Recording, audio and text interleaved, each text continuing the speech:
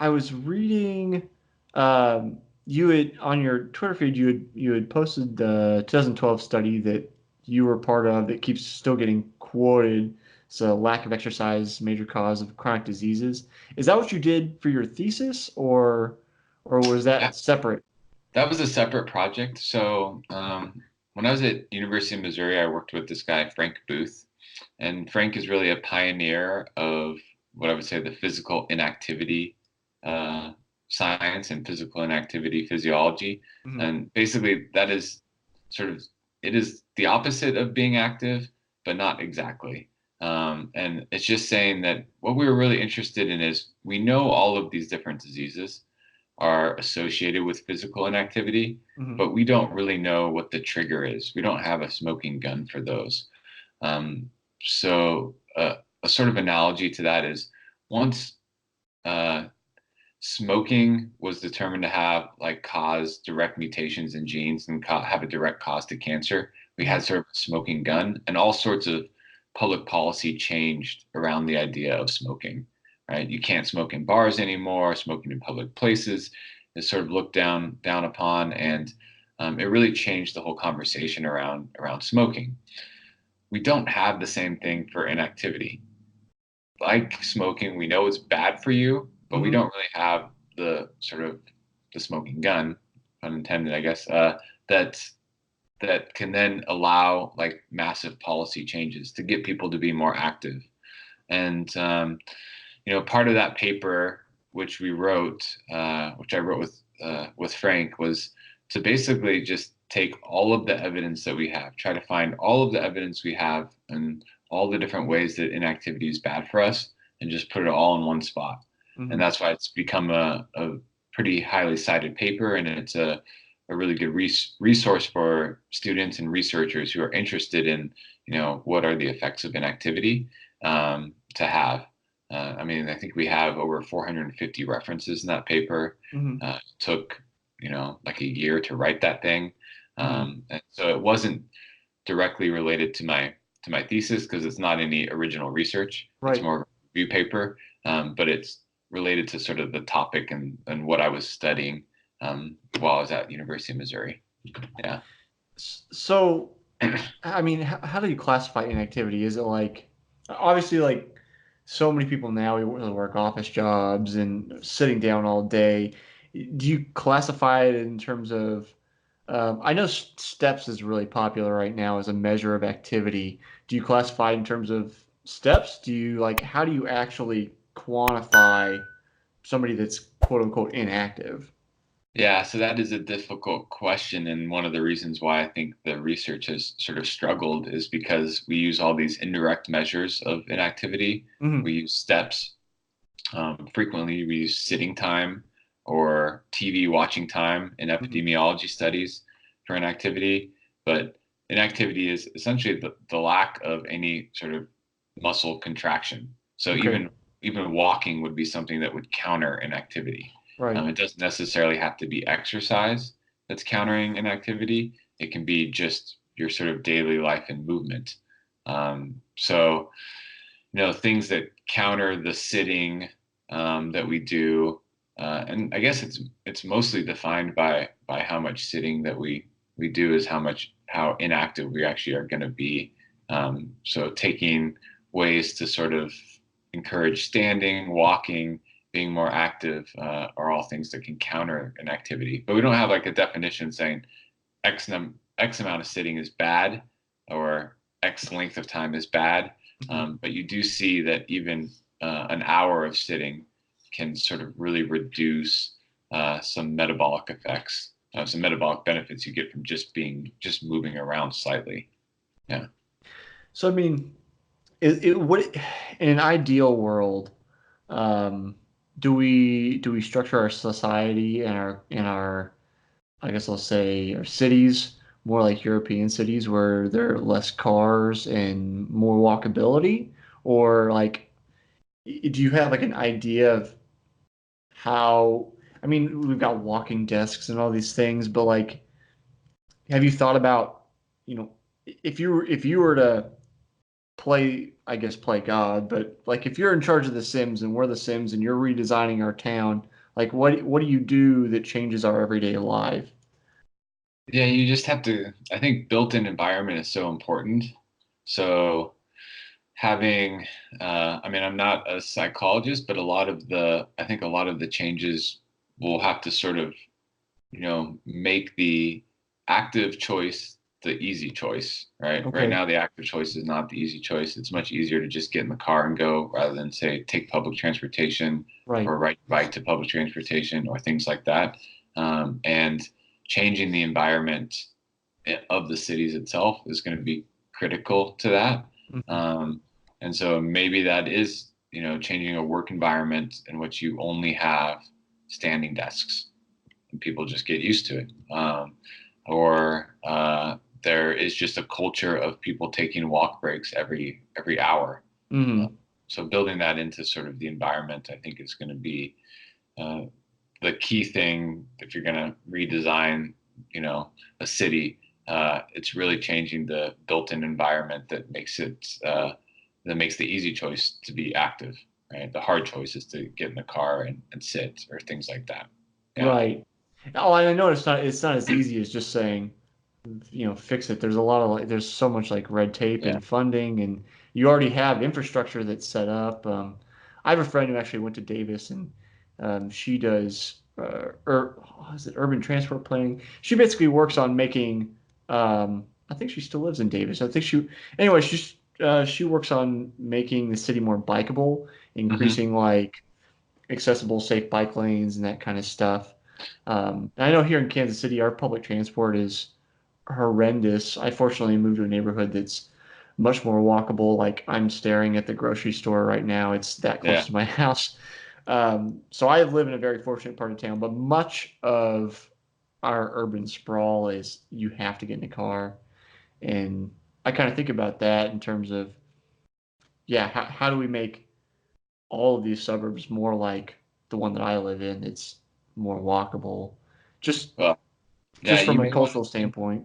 you may want to have Eric on your podcast then, because he used to be the head of Bike KC, so Yeah, that's his jam is sort of figuring out how to make your city more rideable and more public transport, yeah, I'll friendly. definitely have to reach It's, out to him. I know they've yeah. got Ride KC has all kinds of stuff going on right now. We're trying to extend the streetcar line, and there's new electric bikes, and they just came out with like better scooters. There's all the private companies doing the scooters, Hmm. but they're on like the radio doing ads for their new scooters, and they're really trying to work on like better public transport. So Yeah. yeah, I'll have to talk to Eric about that, or reach out Yeah. to him and see if he's willing to talk to me.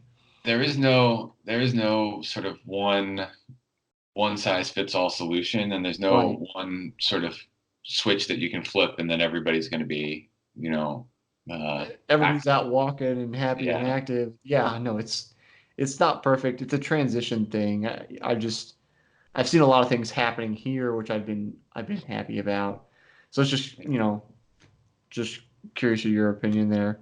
Well, Um, one thing that I mean, maybe this feeds into more of the research, and I can talk about like the projects that I'm interested in right yeah, now. yeah. Something uh, that should be accepted fairly soon is a study that we did looking at sort of the timing of exercise versus meals. And Uh-huh. so one of the key things is trying to keep your blood glucose levels low even after you eat.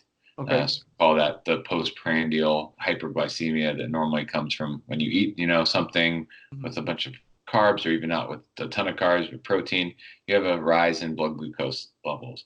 And Okay. how much that rises is actually a predictor of health, cardiovascular mortality, overall mortality. And that's not just in diabetics, but in healthy people as well.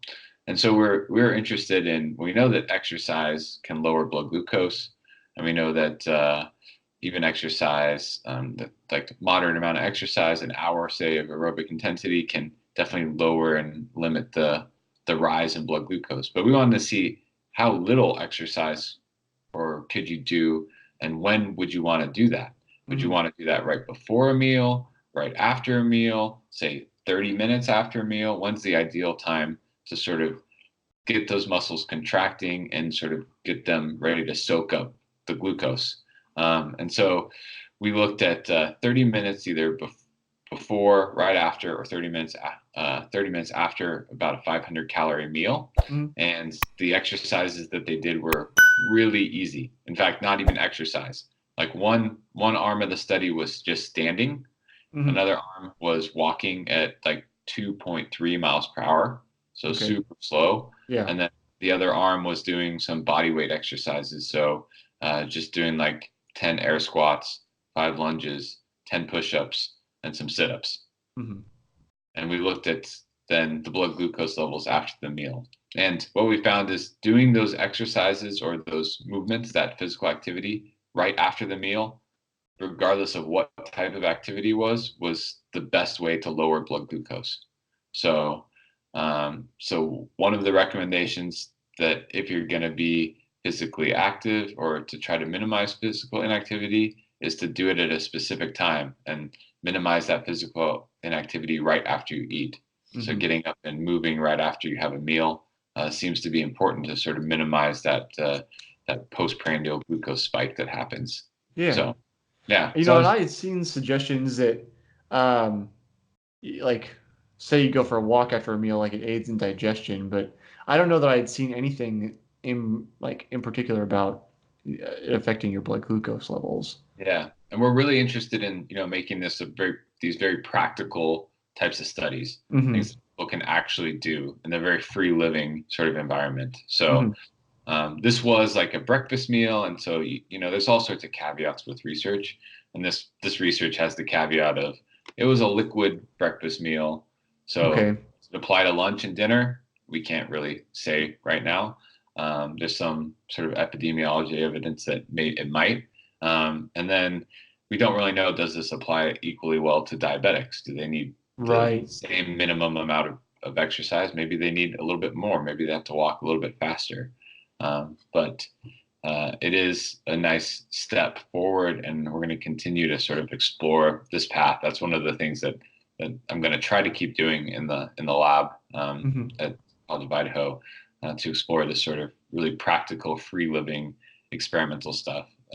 Especially because we have access now to these continuous glucose monitors that are amazing pieces of technology. Yeah. Measure glucose every 5 minutes, fairly non-invasively. You don't have to prick somebody's finger, 400 times. So, so we have some tools that really allow us to gain some insight into like what people do in a non-laboratory, super well-controlled environment, and that makes it a little bit trickier to do some of the study, but also makes it a little bit more applicable to the general public at large. And Hmm. yeah, so that's one area that we're focused on and moving towards. So how did you decide on doing a liquid breakfast? Like, so I guess when I think about, and this is, I apologize if this is a dumb question, but um, I think about I think about like recovery products and stuff like that. It's always like gel, liquid, supposedly because it's absorbed faster. Does Yeah, is a liquid gonna have say uh, having like a shake or whatever that liquid thing is for breakfast versus, I'll say, like a full English breakfast, assuming caloric intake's the same and yeah, like macro profile's the same. I mean, do you think that would affect that change in blood glucose level? definitely. I mean, the you're gonna have a slower absorption of blood glucose with a more solid meal, right? Okay, And depending on the glycemic index of that meal. So right. is it processed carbohydrates or is it veggies and whole fruits and things like that? That in itself is going to change what that postprandial glucose looks like. So there's the potential that if you eat that so-called healthier, less processed meal, that maybe you don't need to actually stand up and move, and the level of blood glucose is just going to remain fairly low Mhm. um, after that meal. But you have to make decisions with studies as to what you're going to do. Yeah. This is a great idea for the next study, right? Does the same thing hold true if we do a 500 calorie, whole food breakfast rather than Yeah. the liquid? So, that then requires, bringing kids in, giving them a breakfast, making them some eggs in the lab. Yeah, Well, you gotta weigh out all the portions. yeah, Some of them will still be hungry. yeah, yeah, Deal with all that. And then like I would think ideally, could you I mean, would it make sense to not that you necessarily could, but wouldn't it make sense to try to use the exact same people that you used previously, or would you want a new group so that you could I'm basically thinking about trying to control for variations in like sensitivities to different foods. yeah. People just differ in general, right? So Yeah. they're going to have different levels of digestion and absorption. So it's going to be faster or slower in some people. So Yeah. the best is always having the same people do the same studies over and over again. But this had 16 people in each of those different exercise or Hmm. activity interventions. So it was actually three different studies, kind of, not the Okay. same 16 people in all three, but um, yeah, you start to run up against roadblocks in terms of how much time you can expect from subjects, especially Yeah. when you're not necessarily compensating them financially or anything, which I don't have the resources to do. Yeah. So, Yeah. uh, and it's not like they're getting a benefit of, say, like a training benefit. Like I'm not training them or anything. So, um, they might be learning something interesting about themselves, but that's essentially the compensation that I'm giving them. So Yeah. they have to be volunteers, which makes it difficult to get people to come in and say, if you're doing, 4 or 5 trials and each one lasts 2 hours, you're Mhm. asking 8, 10 hours of sort of time from somebody. For just for their dedication to science and Yep. curiosity. Yeah. I mean, maybe I can trick them with like credits in some of my classes. I've tried to do that a little bit. Like psychology department, requires students to volunteer for Yes. in some of their Yep. We classes. did that as well. Yeah. But I haven't gotten quite to that point. So Okay. Um, that kind of leads me into I think I saw that you are kind of your interest and some of your focus is studying the microbiome, microbiome. mhm. So I think I saw you done some stuff with ultra runners. Have you actually put together a study with them, or are you just like trying to do independent measures, like pulling that glucose level at various stages of the race, or like what are you doing working with them? Yeah, so we got funding from Ultra Science Foundation, which is a foundation started by Marty Hoffman, who was the medical director at Western States 100 for a long time. Uh-huh. Western States is kind of the World Series of ultra running in the U.S., right? It's the Yeah. biggest ultra running race in the U.S. And that project was funded to collect biome samples, which essentially means fecal or poop samples Yeah. from athletes. And the idea is that ultra runners have like one of the main symptoms they have during races is GI issues, Hmm. gastrointestinal issues like stomach problems, nausea, vomiting, etc. And the microbiome is known to be protective of against a lot of these things. And one of the reasons they may have this GI issue is from heat and just the physical exertion of an ultra. So as we get hotter, the gut becomes sort of ischemic, and there becomes gaps in the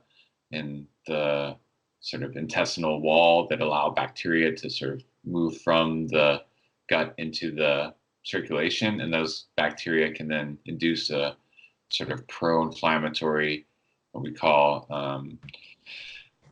like uh, endotoxemia response that induces cytokines, and that can induce some of the nausea. And Hmm. so we were wondering if different ultra runners had different microbiomes that might be protective or not against these symptoms. So we measured their GI symptoms during the race itself, and then collected samples beforehand. Um, and right now, that project is in the stage of we're we're trying to isolate the DNA still, and I'm working with a group at University of Kentucky Hmm. uh, who are sort of becoming pros in this area. And it's just one of those things that, given my lack of resources, lack of facility space, that I can't really do on campus. And so Yeah. I needed to find a collaborator to work on that with. And so it's a little bit slower process than I would have liked. I would have liked to have the data by now, and I would have liked to have, something written up by now. Yeah. But it's one of the things about working at a small school is making these projects come to fruition takes more time, and you have to be Hmm. a little bit more creative. But I was really fascinated, you know, with how interested the runners were in the project and how I was Hmm. able to actually get a fairly high end. So I had 50 people volunteer, Hmm. and I only limited it at 50 because that's all the sort of kits that I made up beforehand. Hmm. Um, and the race is capped at 400 people. Yeah, I So mean that's a pretty big. pretty big percentage of the athletes. And Yeah. they ranged from, top 10 finishers all the way to just under the, just at the deadline type finishers. So I Mm. had the whole spectrum, whole age spectrum. And so I'm hoping that I can figure something interesting will come out of that data once we get it done. Yeah.